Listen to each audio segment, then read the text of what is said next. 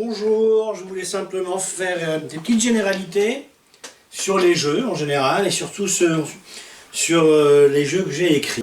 C'est des jeux que j'ai écrits il y a 8 ans, en 2014 pour la plupart. Comme les sports, ils viennent, alors je vais lire parce que c'est beaucoup plus facile. Beaucoup de loisirs et de sports proviennent de jeux en général. Le jeu fait partie de la vie de tous les jours, alors pourquoi les jeux ? Parce qu'il y a autant de personnes, donc de caractères, qui pratiquent des jeux plus ou moins régulièrement, épisodiquement, voire tous les jours. Parce que jouer en société reste un grand moment de convivialité, il faut quand même le dire. J'ai observé fortement tous les types de jeux. J'ai aussi observé les joueurs, les situations de jeu, les approches et les commentaires journalistiques des compétitions sportives, qui sont notamment retransmises à la télévision. Comme vous pouvez le voir, vu mon embonpoint, je ne fais pas beaucoup de sport. Donc j'ai fait à peu près une douzaine de constats ou de réflexions. Avec le premier constat, c'est de la palissade tout ça. Tout le monde a entendu, vu ou pratiqué un jeu, quel que soit le jeu. Le deuxième constat, tout le monde a vu de près ou de loin un sport à la télé ou un jeu. Ne serait-ce que le football ou le cyclisme, par exemple. Tout le monde connaît des jeux de plateau. Le Monopoly, le jeu de loi, les petits chevaux ou les échecs. Tout le monde connaît aussi des jeux de cartes, comme le tarot, le poker, la belote, en ce qui me concerne, la shkuba et autres. Le cinquième constat, tout le monde connaît l'existence des dés.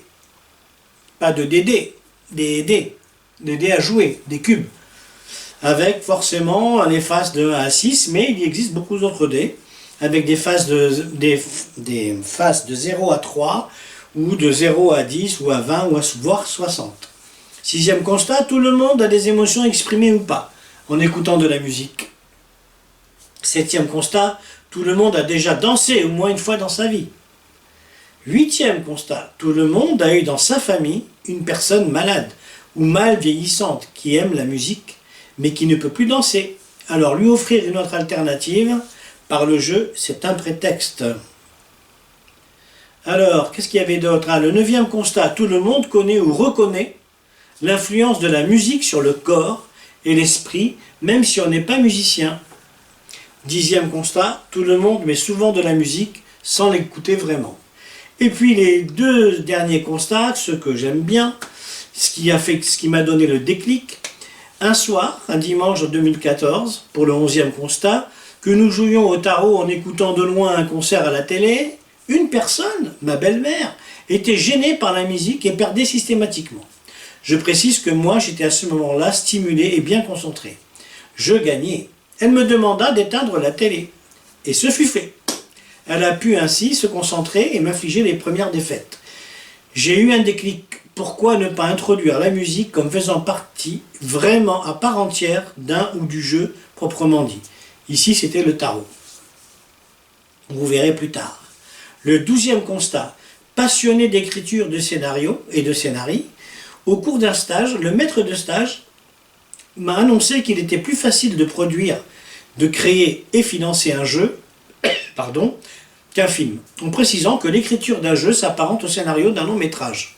Elle doit prendre en compte toutes ou presque toutes les possibilités de situation à travers son règlement ou règle du jeu. Moi, j'ai introduit, si vous voulez, une règle de jeu de base, et après, avec les consensus qu'on fera tout au long de tous les jeux, quand on va les développer plus tard, on pourra modifier ces lois. Les lois sont faites pour être contournées, n'est-ce pas ? Ce fut fait. J'ai commencé à écrire. Première remarque, pour écrire un film, les auteurs de fiction partent souvent d'une situation, d'un fait divers réel et de la connaissance du sujet à développer. C'est-à-dire, il faut une sacrée recherche. C'est comme cela que j'ai défini et créé plusieurs jeux de 2014 à 2022 qui associent la musique, la vôtre ou la mienne, en partant de jeux connus. C'est-à-dire, j'adapte en fait les jeux qui sont connus. Le plus grand jeu, ça reste quand même l'ancêtre des jeux, qui est pour moi le jeu de loi. Vous savez, où il y a des cases, j'entendais, il y a des événements qui arrivent, alors ça, vous allez voir par la suite comment cette inspiration est venue. Et la deuxième remarque, pour jouer une partie, beaucoup de gens se retrouvent et se regroupent très régulièrement. Jouer à la belote, jouer au tarot, jouer, je sais pas moi, au poker. Ils pourront ainsi partager ou faire connaître leur musique comme des albums photos souvenirs. On peut aussi y associer de l'argent, le prix d'une place de cinéma par exemple, ou un euro symbolique ou $1 symbolique, ou ce que vous voulez. Voilà, je vous remercie de m'avoir écouté et de m'avoir vu.